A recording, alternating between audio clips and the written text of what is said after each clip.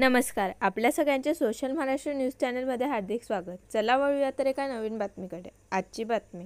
Copper wire चोरणारी Dhule तालुक्यातील शिरूड येथील टोळीला पकडण्यात धुळे तालुका पोलीस निरीक्षक धनंजय पाटील व त्यांच्या पथकाला यश आले आहे. सदर टोळीकडून पिकअप वाहन आणि कॉपर वायर असा 2,10,500 रुपयांचा मुद्देमाल पोलिसांनी जप्त केला आहे. नमस्कार, मी PI धनंजय पाटील, धुळे तालुका पोलीस स्टेशन.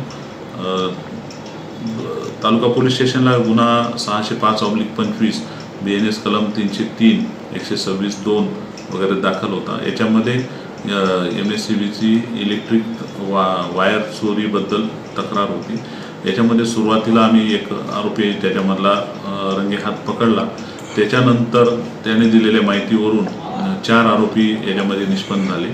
त्यांनी या संदर्भात जी गाडी वापरली होती बोलेरो पिकअप ती पण जप्त केली. एक मोटरसायकल पल्सर आहे ती पण जप्त केलेली आहे.